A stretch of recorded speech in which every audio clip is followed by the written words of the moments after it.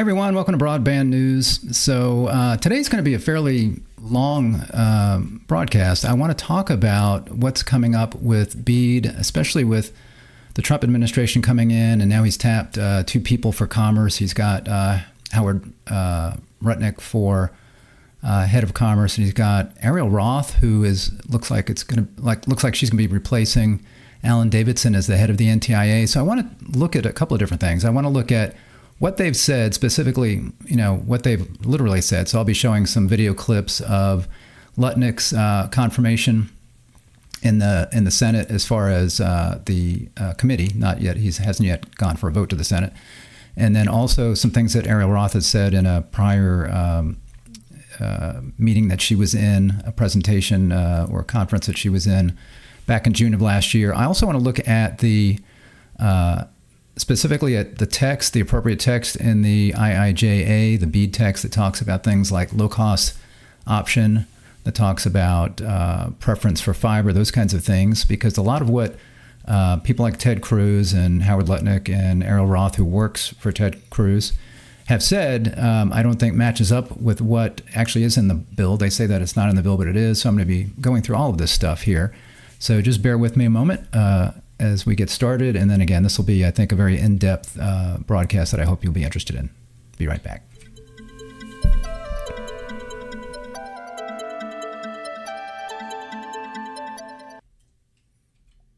Hey there. Thanks again. Rick Husey here with Z Quorum. So again, what I want to do is go through these things kind of a little bit at a time. First, starting with, I want to look at some of these items. Actually, come over to here. So first off, we've got, yeah, sure, I'll accept all cookies. So we've got Howard Lutnick here. So currently with Cantor Fitzgerald, and he has been tapped by Donald Trump to be the next Secretary of Commerce. So he went through hearings with in the Senate Committee on Energy and Commerce, Science, and Transportation. So that was the committee that Ted Cruz is over. That's also again, Arielle Roth works as a kind of counsel on that same committee for Ted Cruz. So she was, again, tapped as head of NTIA to come up here. So we see Howard Lutnick. Again, you see Chairman and Chief Executive of Cantor Fitzgerald. Joined in 1983, rose rapidly through the ranks to be appointed President and CEO in 1991. So he's been around a long time. He obviously knows that business, financial kinds of things and investments and whatnot. This was in September 11th, 2001. Obviously this was a significant event in Cantor Fitzgerald and in his life. See here, Mr. Lutnick, which included the loss of his brother, Gary Lutnick. Mr. Lutnick rebuilt the firm and dedicated himself to supporting the families of Cantor Fitzgerald employees lost on that day. In the 10 days after the attack, he launched the Cantor Fitzgerald Relief Fund, so it talks a little bit about that. And then here you see, remember the board of directors of the National September 11th Memorial Museum, so you can read about that. I link to everything I'm going to show today, pretty much. I link to it so you can, on the description of the video, so you can find that in the description right there, his bio. You see down here, he's a graduate of Harvard College and holds a degree in economics. So that's Howard Lutnick. Then we've got Arielle Roth. So you see here, Policy Director of the Telecommunications U.S. Senate Committee on Commerce, Science, and Transportation. We'll be looking at, again, some of the video of Mr. Lutnick's proceedings there that just took place not just a few days ago, not long ago. Arielle Roth serves as Policy Director for that committee for Ranking Member Ted Cruz, so he's the ranking member on there. Prior to joining that committee, Roth spent almost a decade working on federal communications and broadband policy, including in senior roles at the FCC, and is wireline legal advisor of former Commissioner Michael O'Reilly. Her previous congressional experience includes serving as legislative counsel to U.S. Senator Roy Blunt and as counsel on detail to the House Committee on Energy and Commerce. Before entering government, Roth was a legal fellow with the Hudson Institute Center for the Economics of the Internet. She holds degrees from the University of Toronto. She is from Canada, holds degrees from the University of Toronto and the McGill University Faculty of Law. She lives in D.C. with her husband, Yakov, and he is also, I believe he's also a member of one of these committees or works one of the committees. Yakov, and then their 5 children. So that's Ms. Roth. So again, looks to be the new head of the NTIA. So she and obviously Howard Lutnick both will be very instrumental in the BEAD program. So Lutnick would be taking over for Secretary Raimondo, and again, Arielle Roth taking over for Alan Davidson. So first I wanted to look at, we're going to be looking at a few things. I wanted to look at the IIJA, the Infrastructure Investment and Jobs Act, and you can see here it's about 1,000 pages or so of this. So let's start reading. No, seriously, I'm actually going to look at little bits of this that are related to BEAD, and specifically things that Lutnick and Roth and Ted Cruz, as I mentioned, talk about when they're saying what's wrong with BEAD and how it needs to be fixed. Some of what they say is wrong, I agree with, and I've said I agree with. Some of which they say is wrong, I don't agree with. Specifically, for example, preference for fiber. They call it a significant bias against other technologies, and I'm just not seeing that. But I did want to look in the law, because some of the things they say, the other one is a low-cost option that they say is not in the law, but it actually is in the law. So they call it rate regulation, but really the way it's been implemented is, it seems to me, is in the law. And also the preference for fiber, as we look at the text in the IIJA and the BEAD provisions in there, portions of that, we'll see that that is also in there. And I think it's in there in the way that the NTIA under Raimondo and Davidson have tried to implement it. So we will take a look at that. I want to look at that first, and then we'll be looking at some of the video clips from Lutnick and Roth to follow up on that. So I wanted you to get a look first at the text before you hear what they say. So let's take a quick look first. This is, what is this? This is low-cost broadband. So this is how it's referenced in the actual bill. And so what Congress passes is what needs to be implemented. So if Congress didn't put stuff in the bill, and then let's say the Biden administration's Commerce Department put stuff in there, then Lutnick and Roth should be able to come in and say, you know what, that's not in there. We don't want that in there. We don't want to be doing that. So they could pull those kinds of things. But stuff that's actually in the law, they can't really mess with. So I don't think they can mess with this low-cost broadband option. So here you see deployment and provision of service shall not be less than one. There shall not offer less than one low-cost broadband service option for eligible subscribers, as those terms are defined in paragraph 5 of the subsection. So this is under what the subgrantees would need to be offering. And then I've scrolled down here, so you see low-cost broadband service option, some definitions. The term eligible subscriber shall have the meaning given the term by the Assistant Secretary for purposes of this paragraph.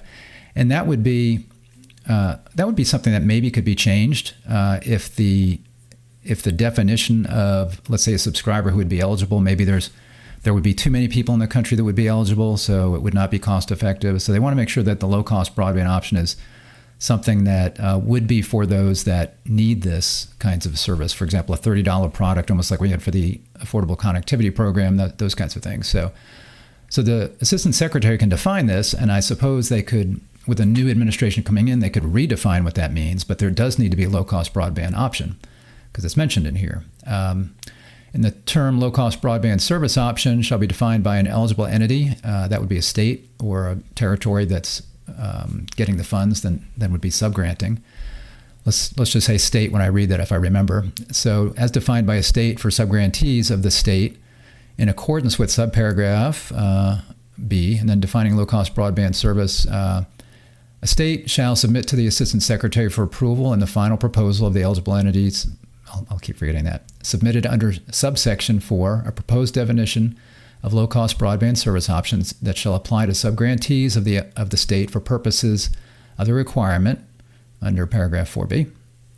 Consultation. The state shall consult with the Assistant Secretary and prospective subgrantees regarding a proposed definition of low-cost broadband service option before submitting the proposed definition to the Assistant Secretary.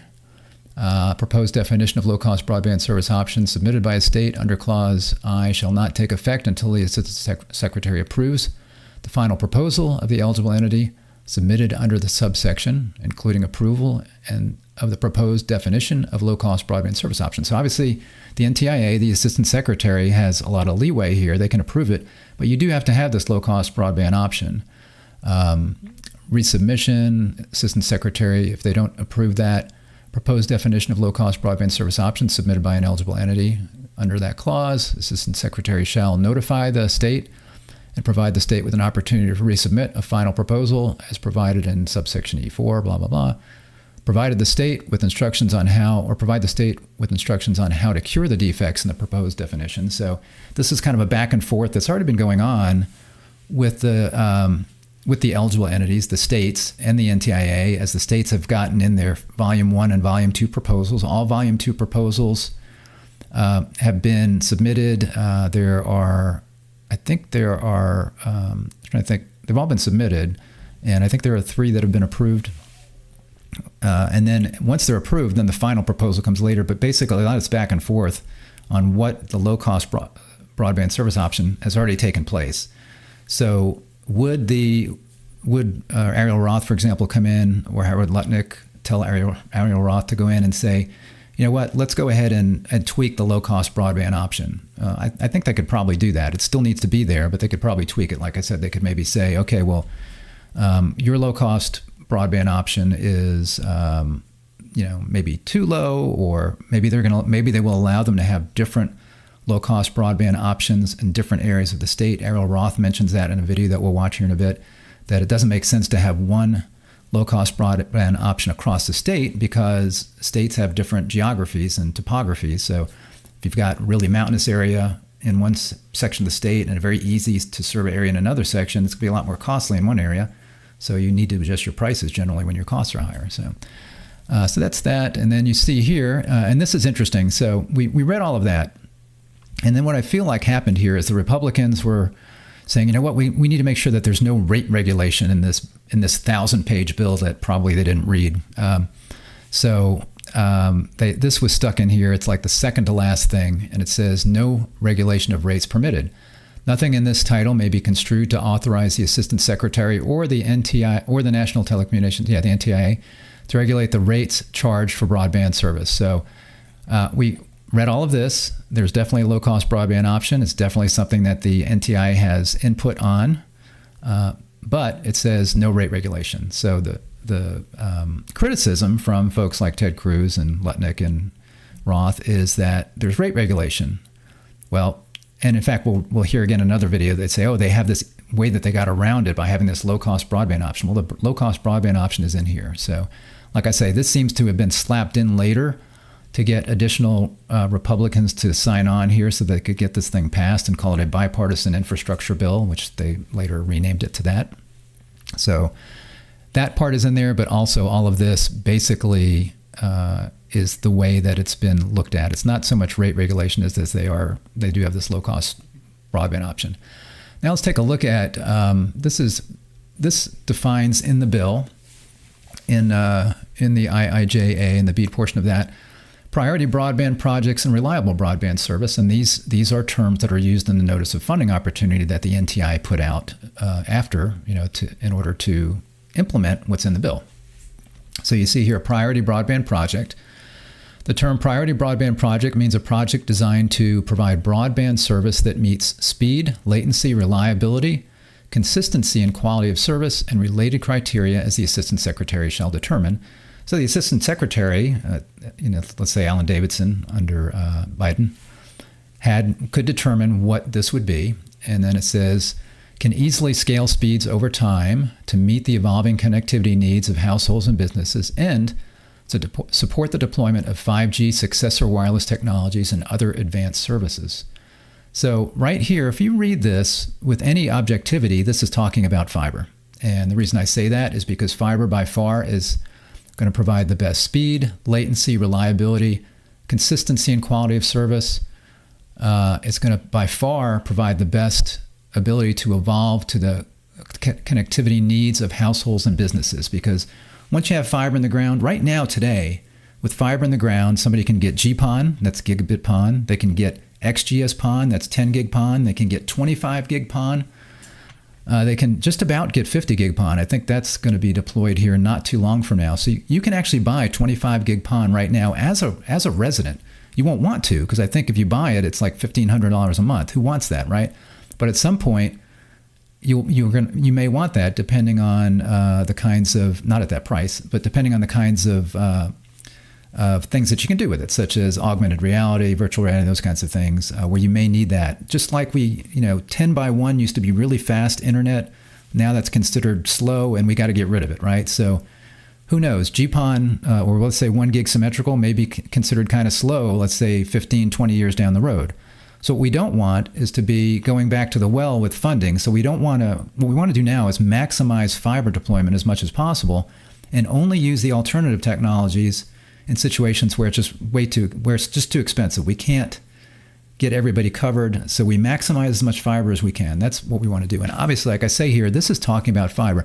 Here's the other reason I know it's talking about fiber. It says support the deployment of 5G, successor wireless technologies, and other advanced services. Well, you support that with fiber backhaul. I think that's what it's talking about there. You don't support 5G wireless service, which is a pretty good fast wireless service, with 5G wireless service. You support it by having a fiber backhaul, basically, fiber broadband. So, and then we see here reliable broadband service. The term reliable broadband service means broadband service that meets performance criteria for service availability, adaptability to changing end user requirements, length of serviceable life, or other criteria other than upload and download speeds as determined by the Assistant Secretary in coordination with the Commission. So the two things here, a priority broadband project is, according to the Notice of Funding Opportunity that the NTIA put out, that would be a fiber broadband project, and you can see why. Because again, this describes really the service that meets this the most would be fiber. And then reliable broadband service, that determines what would be considered reliable broadband, and in the NTIA, that is considered to be fiber. Cable modem service would be considered under that. Believe it or not, DSL, which makes no sense. And then fixed wireless, if it's licensed, let's say it's all licensed technology. What is not considered would be unlicensed fixed wireless, and then satellite. Those are not considered reliable broadband service. So those would be alternative technologies that you can use if the reliable broadband service is not possible, let's say, due to the cost. So, and you see here why one reason I think satellite would not apply, because it's not talking about speed so much here, is, let's see, certainly available. Adaptability to changing end user requirements. I don't know how possible that's going to be, because right now the speeds are not anywhere near, let's say, GPON service. And like I said, you can get fiber up to 25 gig today, and it's going to go even higher in the future. And then it says, what else is there? Length of serviceable life. These satellites, I think the serviceable life of them are like 5 years. Now, that doesn't mean that, in 5 years your satellite service stops, but you got to keep replacing those satellites. So Elon Musk and then Amazon or whoever gets involved in this, they're going to have to deorbit these satellites, and they could make improvements over time to maybe make them stay up there longer. But if you're having to replace those satellites over and over again, the serviceable life of those, that's a potential risk. That you've got to continue to do those launches and the costs involved in that. And that's another reason that I think satellite's not your first choice. And it's, to me, one of the issues that I'm seeing in the messaging from the Trump administration as far as Lutnick and Roth, if they're going to be in there, and folks like Ted Cruz, is that they put satellite one and then they put the others last. Like the most expensive thing, that fiber, they want to put last, because they're like, we can get everybody covered with satellite. Well, that does not meet these requirements. So I don't think they're going to be able to make too many changes here, because again, I think the law, if you read it, I think a challenge could be made that this really is referring to fiber, that when Congress originally put this out, they were thinking about fiber services as the priority kinds of broadband projects they wanted, and that reliable broadband service could include other services, but unlicensed fixed wireless and satellite were not going to be included in that. What else do I have in here? So this is from the BEAD Notice of Funding Opportunity. Oh, and by the way, I did put, as you look back on the video, I did put the pages. I have this PDF of this complete act, the complete IIJA link down there as well. And I have the pages. If you look back on here, I think I put them at the top of all of those, so you can see where those were. So this is also from. This is not from the NOFO. This is from the. This is also from the IIJA. So you see here pages 768 and 769. Broadband network deployment. This is just showing what how they're supposed to be awarded. I just went ahead and highlighted that. So it's going to prioritize unserved service projects first, then underserved after that. And then if those are all covered, then you've got your community anchor institutions. And then it says you shall prioritize funding for deployment of broadband infrastructure for priority broadband projects. So again, priority broadband projects, as if you look at how it reads here, that would be fiber.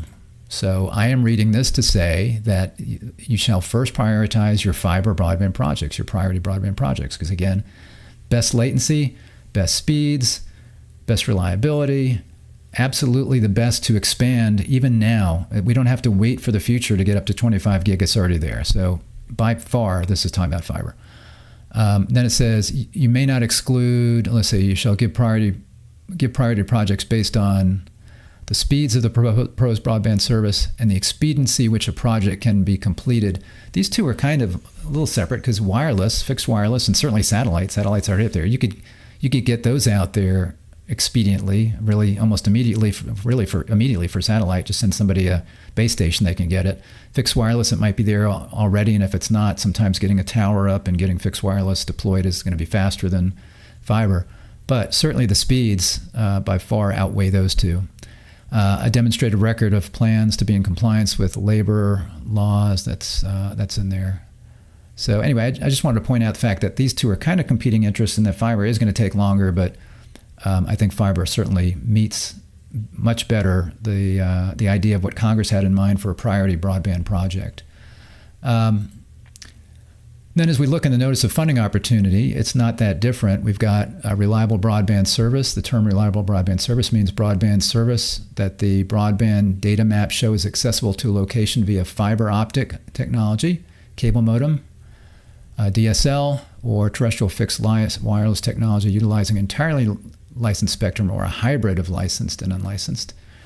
Then we've got, for the purposes of the BEAD program, locations served exclusively by satellite services using entirely unlicensed spectrum or technology not specified by the Commission, does not meet the criteria for reliable broadband service and so will be considered unserved. So this is saying that if an area does not have one of these other technologies, it's considered unserved and therefore can be overbuilt with fiber, basically.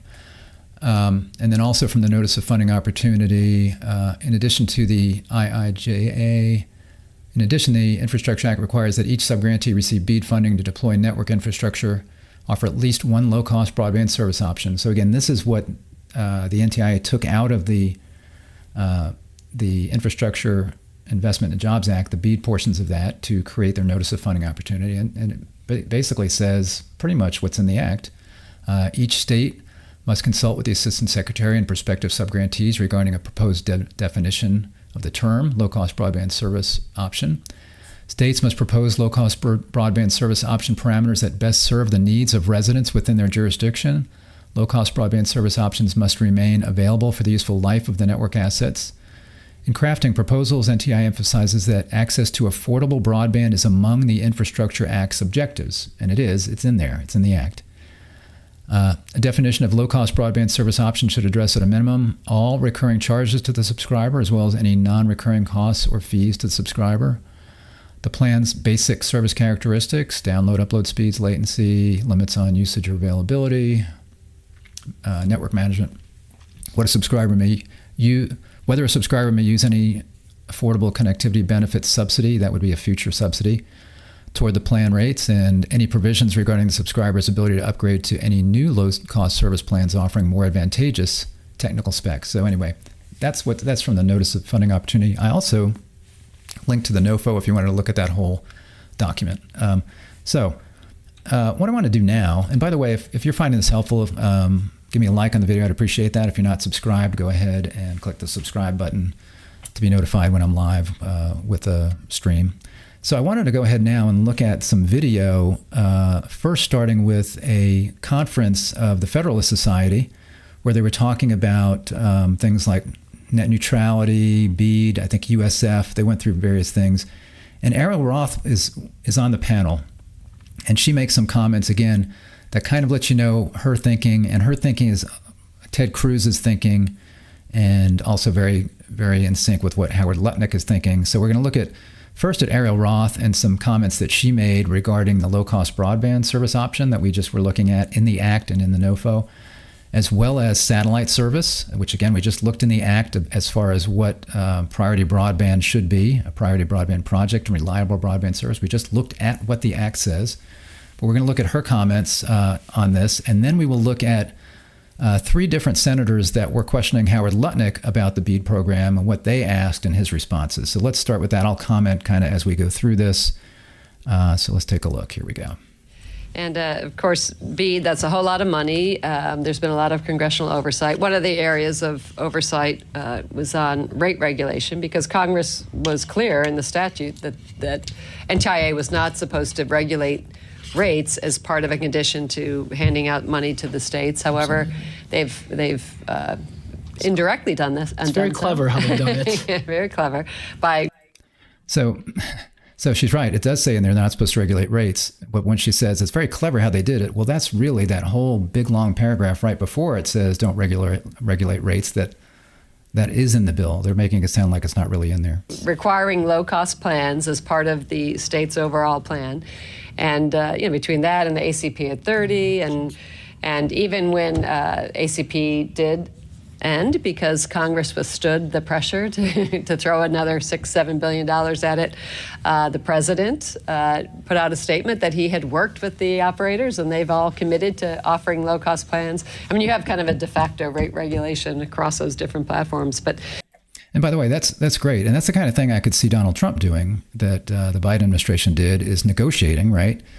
Is negotiating with service providers and saying, hey, we really would like you to have a low-cost plan for people that can't afford broadband. And there are a lot of operators that even once the ACP went away, they still kept their plans for $30 or so.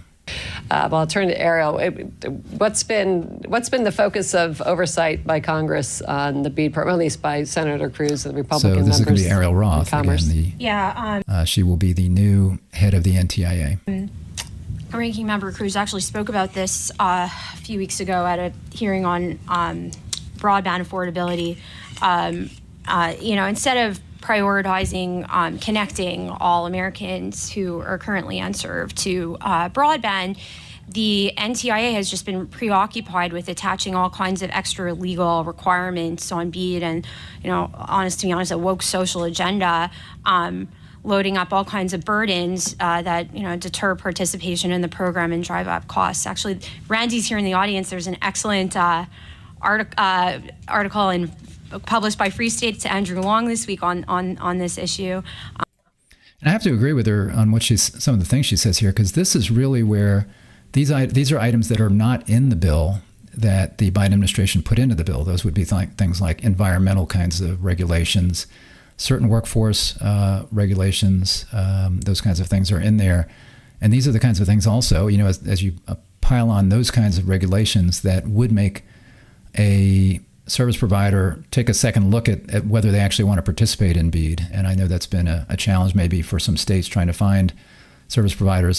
Some of the ones that the Biden administration wanted to participate in, which would be smaller operators, not your big, huge companies that can afford these kinds of things. They're not that interested in it if they've got to jump through lots of environmental hoops, for example. In rate regulation in particular,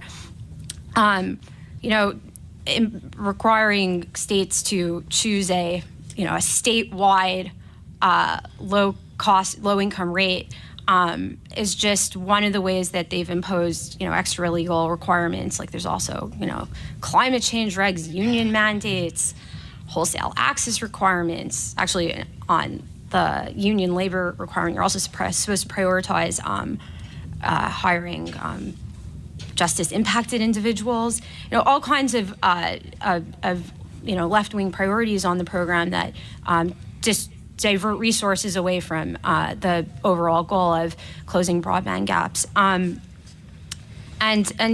This is going to make the program more less cost effective, and it's going to undermine its goals. That's good. All right, but that's going to be the last question over there, and then we will wrap. Okay, here. So this is at the end. This was just basically the second part of this clip at the end, where somebody asks a question. It's during the Q&A period, and actually the last question that was asked is about satellite. So you will see how that's answered. The first person that's talking, he doesn't actually have a sign in front of him. It's John Lynn. He's the senior counsel for the U.S. House Committee on Energy and Commerce. So he responds first, and then Arielle Roth responds. Again, this is related to satellite versus, let's say, fiber broadband. Hey, so Elon's launched like 6,000 satellites from which he's offering service that in many cases exceeds the performance targets that for USF and BEAD funded service. There's no reason to think that he won't launch 6,000 or 10,000 more. So what's the point of spending billions of dollars to build out service to small villages when there's already perfectly good satellite-based service available there? Yeah, I mean, I think that's why we've always been tech neutral. Our position has been like, we should be using all available technologies to close the digital divide. And satellite is an important one. To your point, Elon's launching a lot of good satellites that, and you know, Amazon's developing Kuiper as well. It's going to do the same and add competition to that satellite connectivity space. So obviously, to your point, like when it comes to the remotest villages where it's going to, you know, makes zero financial sense to build fiber out to the last village out there. Satellite is a perfectly reasonable alternative, and we've been pushing NTIA and the FCC to allow that technology to be used as an eligible for funding. And I might add here a couple of things. One, what he just said there, I envision Alaska, right? So I envision some small village that's just, you know how big Alaska is. It's like 3/4 the size of the United States if you were to lay it on top of the two of them on top of each other.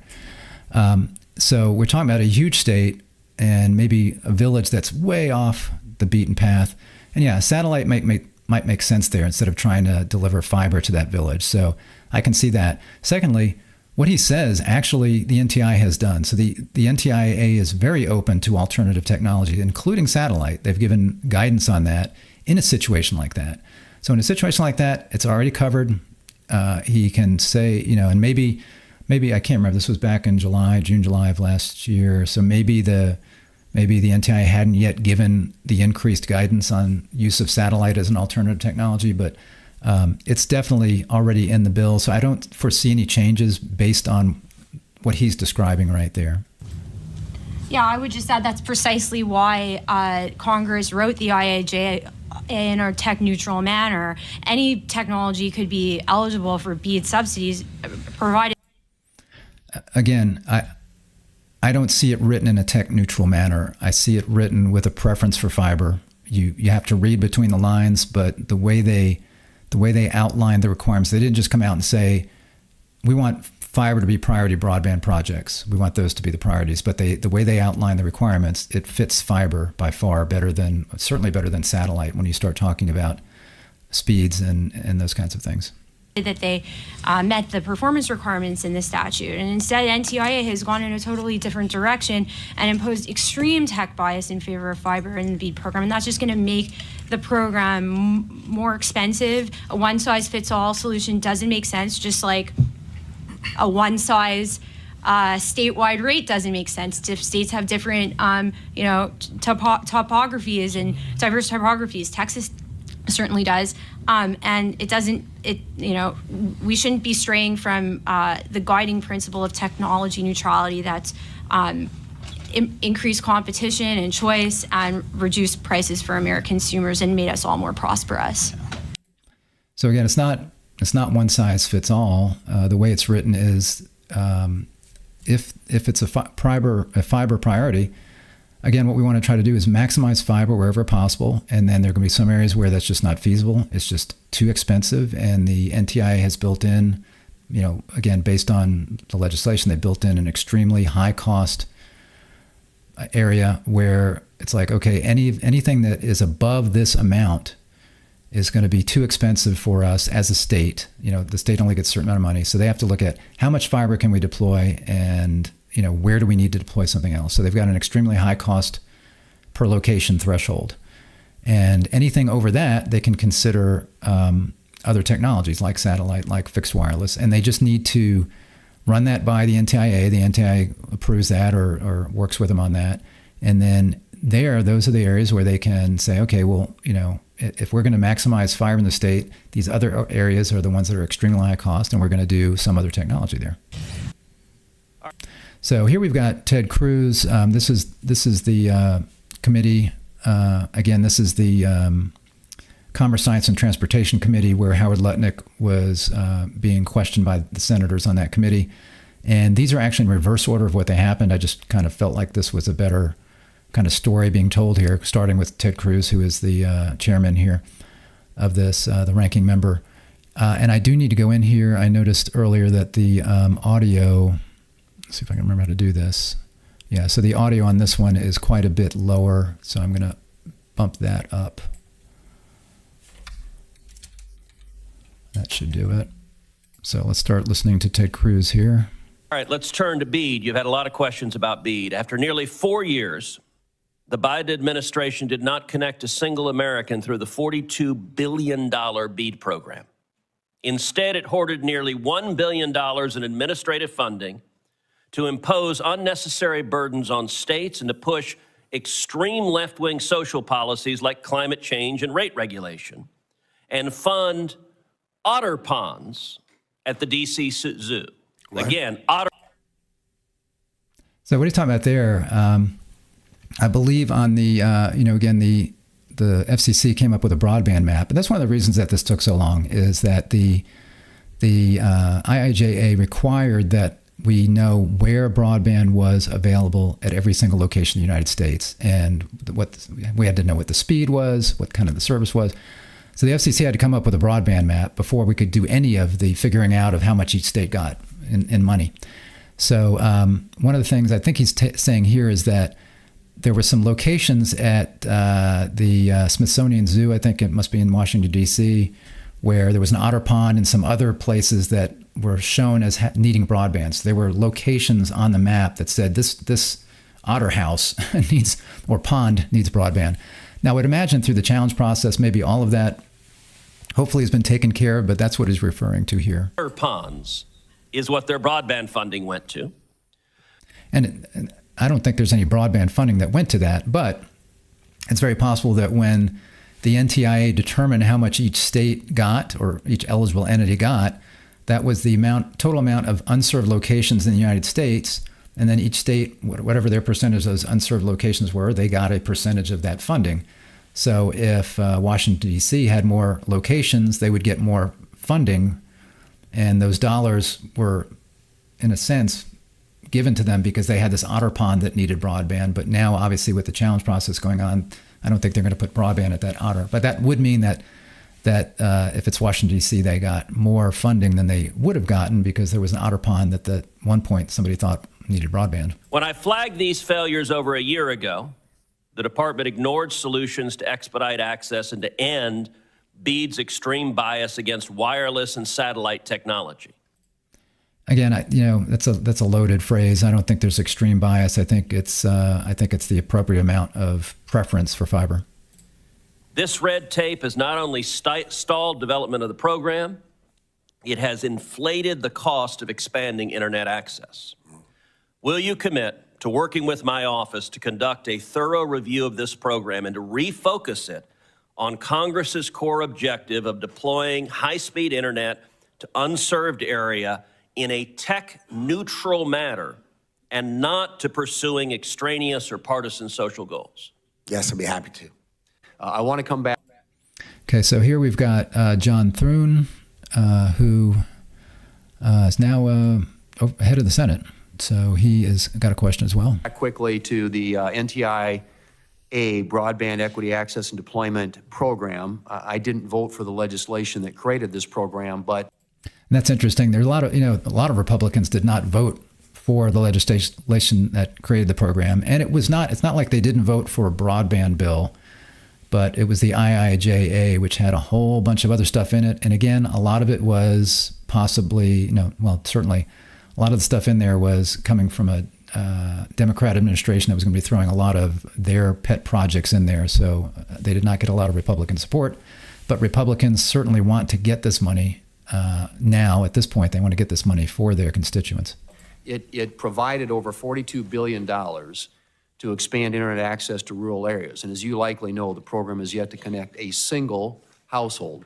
And the Biden administration included a number of requirements not envisioned by Congress in the program, including climate change mandates, rate regulation, onerous labor requirements, and other concerning items, which is why they haven't signed anybody up. And there isn't a single telecom in South Dakota, which represents and serves a lot of underserved areas, that can use the program because of all these mandates and conditions they put on it. So my question is, will you commit to working with states to remove these requirements so that funds can go to truly unserved areas? I'm going to work to make sure that Congress gets the benefit of the bargain. You want to get broadband into the hands of low-income people, let's go do it. But let's do it efficiently and let's do it swiftly. Let's use satellites, let's use wireless, and let's use fiber. You notice that he put fiber last there again. So it seems like he said, let's use satellite, let's use wireless, and let's use fiber. And from the perspective of easiest to get somebody connected to, satellite's, again, very easy. There's no infrastructure to deploy. So he's thinking from that perspective. But again, that's not the goal. It's not just to get somebody inexpensive, cheap broadband right now that cannot scale the way we need it to do. And again, the act is pretty clear. It needs to be scalable. And let's do it the cheapest, most efficiently we can. And I commit to working with you to make sure the states execute and deliver on the promise that Congress has made. And we do not want to do it the cheapest way we can. Again, we'll have to go back to the well. We'll have to go back and get more funding when suddenly, maybe wireless and satellite are not able to support the kinds of applications that people are going to be needing in the future with broadband. All we have to do is look back 10 years and see what the broadband speeds were then and see what they are now. And we're trying to build over the kinds of projects that we were funding years ago. That's one reason we're having to do this again, is because we had other programs that we were funding much slower broadband, because that's, frankly, and you got to say, that's all we had at the time. So if we were going to fund anything, that's all we could fund. But now we have the opportunity to fund something that's much more future-proof, and we need to do that. And will you also work to ensure that this BEAD funding is only used for actual broadband infrastructure builds? Absolutely. Okay, thank you. Okay, and I'm glad to hear that, because, again, that's the criticism I have, is that a lot of what is in the came out of the NTIA and the Notice of Funding Opportunity, and what they're focusing on is not related to getting broadband out to the public. In fact, it's counter to that, because it increases the costs of a service provider in order to be able to deploy that broadband, which means that the money doesn't go as far, which means that we either can't cover the state, we're going to have fewer people that can get fiber, because we're spending money on things like environmental studies and those kinds of things that should not have to be spent. So I totally agree with him there, that I think has been a big problem with this bill. I'm going to move on to something I know everybody's been talking about, is the broadband BEAD funding. So this is Jackie Rosen, I think Nevada. So she's a Democrat. You obviously could tell from the questions, the other guys were Republicans. So she's going to push here on making sure that Mr. Lutnick follows what's in the bill. Earlier this month, NTIA approved Nevada's BEAD application. It unlocked $416 million. It's going to connect all Nevadans to affordable, reliable, high-speed internet. We're in the top 10 most largest states. We are a deep frontier state. We're one of the most mountainous states in the lower 48. We have significant challenges. And even before the OMB guidance is issued earlier this week and halted federal funding, some of the administration have advocated for drastically altering this program, clawing back funds already allocated to the states. Because of our geography and geology, we are years into the process in Nevada, as well as a few other states are. We're on the edge of build-out. And before you answer these questions, I remind you at the outset that laws are not simply suggestions from Congress. So can you commit that Nevada will not have to restart, but it's been a years-long process and will receive its full allocated amount that Congress has allocated to it under the BEAD program, given our plan has already been approved? I can commit to you that if it has been rigorously done and deeply efficient, and it is the most efficient use to get broadband to your constituents, then it's easy for me to commit to it. But if there's been errors and mistakes, you wouldn't mind if we made it better. You wouldn't mind. The project has already been approved. We are complying with all the requirements and the guidelines. We are about to build out laws and allocations, appropriations from Congress. They are not simply suggestions. It is the law. Now, just asking, like others, if you will allocate what has already been complied with and what is ready to be built. I will read through that. I can commit, I will read through the document, understand it with precision, and make sure that the outcome that you appropriated for, which is broadband to your citizens, I am totally committed to that, but I want to make sure it's done efficiently and effectively. That's not the question. The question was, will you comply with the appropriators of the United States Congress? Again, I would say it just the same way again. Rigorous That laws are review. suggestions, Mr. Lutnick? Absolutely not. So, interesting exchange there. And again, I think she was focused on the right thing as far as, let's say, countering his argument. I think that, are you going to change this up and suddenly make sure that, or suddenly say that satellite is cheaper, so we're going to just give satellite to everybody, or we're going to take these vast areas that could get fiber and we're going to give them satellite because it will cost less money. So she's saying, you've got to make sure you follow the law, because there is what is in the legislation is what needs to be followed. And I think from what I showed earlier, I think you hopefully would agree that it is a fiber preference when you look at how they identify or how they define priority broadband project as well as reliable broadband. I think it's pretty clear that they're talking about fiber. So I've always thought that the NTIA did a good job of kind of balancing the preference for fiber, but also leaving open to the states, leaving some flexibility for the states to determine, okay, in your area, here's how much money you have. You tell us what your extremely high cost threshold needs to be, and anything over that, you can consider other technologies. And they've already approved that in areas where states that, as far as the initial proposals, states that are going to be looking at satellite in areas, that's already been looked at, and I think the NTIA is fine with that. So what would be a mistake would be for Lutnick to come in, or Arielle Roth come in and just say, okay, you know what, we're going to do the cheapest way and get broadband to as many people as quickly as possible. That's not the way to go. Again, that's a waste of money. The best use with the money that we have now allocated, since the money has been allocated, is to take that money and maximize fiber. And if Lutnick does what he said, which is to go ahead and read through the document, read it with precision, as he said, then he hopefully, if he has some technology-minded people advising him, that he will hopefully realize that they are talking about fiber in most places, and hopefully he will look at some of the decisions that have come out by the NTIA that have talked about, clarified alternative technologies, when it can be used and when you can use satellite and how it's going to be done. Hopefully we'll read through all of that and realize that those things are all pretty well handled, and to mess with that, to monkey with that right now would just delay things and cause problems. You wouldn't delay a lot of people getting satellite, but the problem would be that you have a lot of people getting satellite that could have gotten fiber. So we don't want to do that.